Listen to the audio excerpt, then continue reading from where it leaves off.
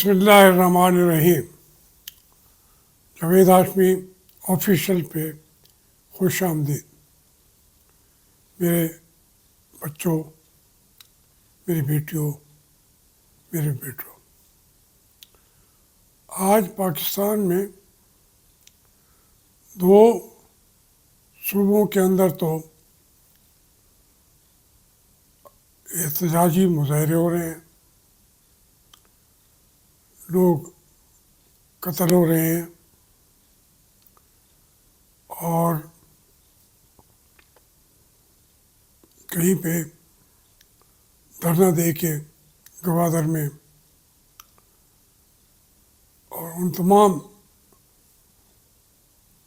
सूबे के Bloch areas में भी, पख्तूनख्वा एरिया के अंदर भी लोग बड़ी तादाद में बाहर निकल आए हैं। गवादर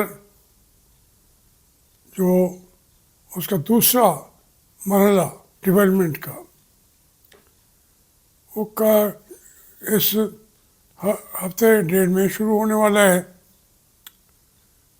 और गवादर पहले भी दुनिया की मुआशी हब बनने जा रहा था और अब ये जो मरहला है, वहाँ की बैनुल अक़वामी एयरपोर्ट जो चाइना से मिलकर हमने बनाई है या चाइना ने बनाई है, उसका भी इफ्तिताह होने जा रहा है। अब अगर वहाँ की लोकल क़यादत, बल्कि सूबाई क़यादत बहुत सारी सड़कों पर धरना दे के बैठी हुई है। हमारा गवादर से कराची तक भी कहा जा रहा है जो रास्ता है वो उन्होंने बंद किया हुआ है और वो कहते हैं नहीं, हमें सीधी गोलियां मारी जा रही हैं। तो ये कैसे आप समझते हैं हमारी क़यादत या हमारी फ़ौजी क़यादत कि वो उस तरक्की के लिए वो खुश हो जाएंगे जो कि उसका हिस्सा भी नहीं है। यही हमने मशरक़ी पाकिस्तान से के साथ किया था। उनको भी हमने तरक्की की, लेकिन कभी उनसे मशावरत नहीं की। तो उस तरक्की को वहाँ के लोग समझते थे ये पंजाबियों की और पख्तूनों की तरक्की है। सारे जो वहाँ पे इंडस्ट्री थी वो आदम जी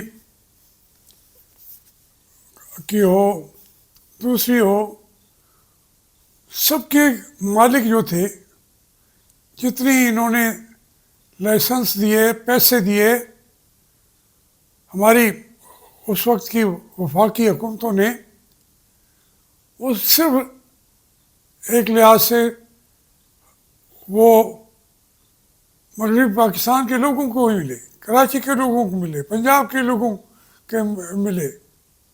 तो उनकी जूट मिल भी है, वो उनकी तो नहीं थी। अगरचे एक मिल के अंदर मुजीबुर रहमान जो है वो छोटा सा क्लर्क या इस बड़ा बड़ा ऑफिसर भी कह लें, मुलाजमत करता था। अब वो आपकी जो है पटसन की मिल में भी मुजीब शेख जो है एक क्लर्क या ऑफिसर बन के रोटी कमा रहा हो और मालिक उसके कराची के अंदर बैठे हों, तो उन्होंने कहा कि ये एक मिल तो किसी यहाँ के बंगाली को भी लाइसेंस दे देते। इससे पहले वहाँ पे मारवाड़ी थे हिंदू, उनसे आज़ादी हासिल करने के लिए वो उन्होंने बंगाल को अलग करवाया 1901 में।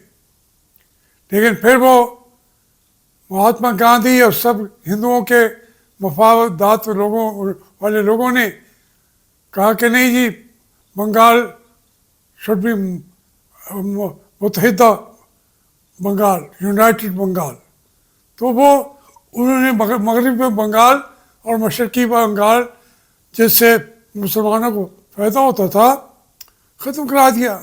अब अगर हम आप देखें, हमें इतना बड़ा वहाँ पे जो बलूचिस्तान में अगले आने वाले सालों में वो सारे पाकिस्तान को, वो जब एक्सपर्ट्स ने तो कहा था, सर ये एक्सपर्ट्स ने भी कहा था कि वो अगले सालों में बलूचिस्तान जो है वो हमारी ब्रेड बास्केट बनेगा, हमारी रोटी वहीं से आएगी। जो बलूचिस्तान जो इतना आगे चला जाएगा कि हमारी रोटी वहाँ से आएगी। अब सियासी तौर पे उनको शामिल न करना, आज सनती तौर पर जोग्राफियाई इम्पोर्टेंस के लिहाज से गवादर बहुत अहम है, लेकिन वहाँ के आम आदमी को मज़ीद नई गुलामी का उनके गले में तोक डालता है, तो उसको तरक्की को बग़ैर आज़ादी के तरक्की समझेंगे और नए गुलामी का दौर वो समझेंगे शुरू हो गया है। वो कहते हैं आप बताओ कि हब में किसकी ज़मीनें हैं? जो भी इंडस्ट्रियली आगे आया है उसके अंदर वो कराची वालों की है, मेरे दोस्तों की भी वही है इंडस्ट्री सारी। कराची का हिस्सा है अब, लेकिन वो है बलूचिस्तान में। हम ये एक अनइवन जो हमारा बिहेवियर है, वो सनती हो, वो सियासी हो, वो मुआशी हवालों से हो, वो तालीमी के ज़रिए हो, तो उससे वो मज़ीद पंजाब के ख़िलाफ़ भी, पाकिस्तान के ख़िलाफ़ भी वो नफ़रत पैदा करते हैं। और आज वो तो गोलियाँ खा रहे हैं। दुनिया पे गुलामों का निज़ाम ख़त्म हो रहा है और बलूचिस्तान को गुलाम बनाया जा रहा है, और उसको भी मुआशी जकड़बंदियों में ला के वो जो वहाँ की तरक्की है वो उनके पाँव में जंजीरें बन के आ जाएगी। तो इसलिए देखें, उस वक्त हम क्या करें, हम कौमी असम्बली का इजलास बुला के बैठे हुए हैं, और या तो हम गवादर के ऊपर डिस्कस करें, हम जो पारा चनार में हो रहा है उसका हल तलाश कर रहे हों, नहीं, बेसूद इजलास है कौमी असम्बली का कि कैसे तहरीक इंसाफ पे पाबंदी लगाई जाए। सुप्रीम कोर्ट ने तो उनको कह दिया सियासी पार्टी है, लेकिन अब हमने उन पर पाबंदी लगानी है। फिर उनकी महफूज सीटों वाला जो फैसला है सुप्रीम कोर्ट ने क्यों किया है, उसके ऊपर भी हमने असम्बली का हमारे पास हथियार है, वोट के हर आदमी असम्बली जैसे ना हुई ये चाकू छुरियों की दुकान हो गई कि आप जो कवानीन आपने बनाए हुए हैं आज़ादी के, उनको भी हम पूरी कौम को आज़ादी के बजाय पाबंदी की तरफ ले जा रहे हैं। एक पार्टी पे जो सबसे बड़ी सियासी जमात है तहरीक इंसाफ, उसके लिए पैसे भी लग रहे हैं, इजलास पे तकरीरें भी करेंगे अपनी मर्ज़ी से, तादाद भी अपनी मर्ज़ी से ज़्यादा दिखा देंगे और कवानीन बना लेंगे। उनको मैं कवानीन ने कभी नहीं रहना। मैं इसलिए नहीं कह रहा, इस मुल्क में पाबंदियाँ कई दफ़ा लगी हैं, हर जमात पे तकरीबन लगी है। तो इसमें वो आप देखिए कोई जमात ख़त्म हुई है, ये ज़रूर है कि उस वक्त के उनके कारकुनों पे लीडरशिप को उन्होंने जेलों में डाल दिया। तो ये जेलों में अभी वो तो बैठे हुए हैं। आज जो है यास्मीन राशिद जो है वो कैंसर अस्पताल में आज पड़ी हुई है, साल पूरा वो तो जाती ही नहीं, साल के बाद वो उसको कैंसर अस्पताल का कह रहे हैं। महमूद रशीद ने चौधरी उसने चौधरी उन्होंने तो मांगी भी नहीं है। फिर उमर सरफराज है, वो मर्द शरीफ है, उससे तो क्या कोई इस मुल्क को कोई नुकसान है? वो बेचारे, उनको आपने इतना तंग किया है जितना किसी दौर में ऐसा हुआ नहीं है। ये ऐसा दौर ख़त्म क्यों नहीं होता? इस दौर को दुनिया जो है वो आके हमारी मुंह पे लानतें करेगी, रोक भी नहीं सकते आप, सियासी जमातों को नहीं रोक सकते आप, उसके बगैर आप चल भी नहीं सकते।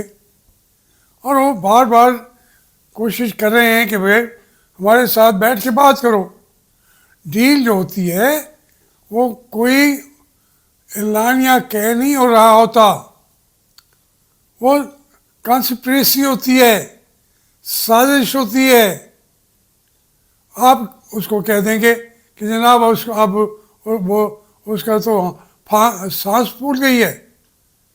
अरे भाई, आपने इर्द गिर्द को देखो, बखुदा आप बिल्कुल जोकर लगते हैं। वज़रा भी, वज़ीर आज़म भी जोकर लगते हैं। आपका तो इस मामला से कोई ताल्लुक ही नहीं है। ये आपकी ज़िंदगी के लिए मैं नुस्खा बता रहा हूँ मुस्लिम लीग को और पीपल्स पार्टी को और MQM को कि आज ही वो फैसला करे असम्बली, ताकि बालादस्ती भी शामिल हो अदारे की, कि वो कहें कि इमरान खान बेकसूर है या कसूरवार, वो अदालतों में चलते रहेंगे, लेकिन आज हम उनको रिहा करते हैं, कर सकते हैं। ये बात सोच भी सकते हैं। उनको तो यह है कि हमें मज़ा आया हुआ है। आप अंदाज़ा करें, उनके, मैं जिक्र नहीं करना चाहता कि कितने कितने मज़े वो इक़्तिदार के ले रहे हैं। मुल्क के दुखों से, तकलीफ़ों से उन्होंने कुछ ताल्लुक़ नहीं है। अब ये उनका एक वज़ीर कह रहा था कि उमर अयूब ने इन्हीं IPPs को एज मिनिस्टर इजाज़त दी थी। ओ भाई, कौन उमर अयूब? वज़ीर किसका था? हुकूमत किसकी थी? उसकी जिम्मेदारी आप लेते ही नहीं है। आप लोगों को गुलाम बना, आप तो इसीलिए पार्टी आपकी चलती है कि जो वज़ीर बने वो आप जो आप चोरी कर रहे हैं, डाका डाल रहे हैं, कौम की जेबों पे, कौम की रूह को कब्ज़ करके रखा है IPPUs को, पाकिस्तान मकबूजा पाकिस्तान बना हुआ है। तो आप उनको रोकने, उसके बजाय उमर अयूब ने ये कहा था, ये वक्त आएगा, मेरी बात सुन ले कान खोल के, आप लोगों को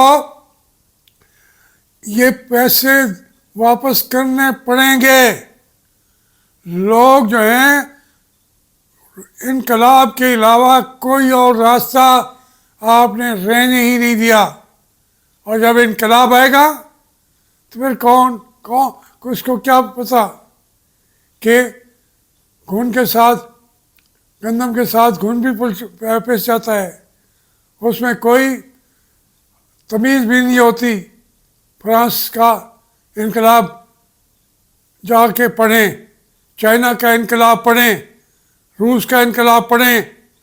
जब इनकलाब आता है तो उसमें वो ना तहज्जुद गुजार मौलाना को बख्शता है, ना वो इस मुल्क की दुनिया की पूरी दौलत जमा किए हुए सरमायादारों को पूछता है।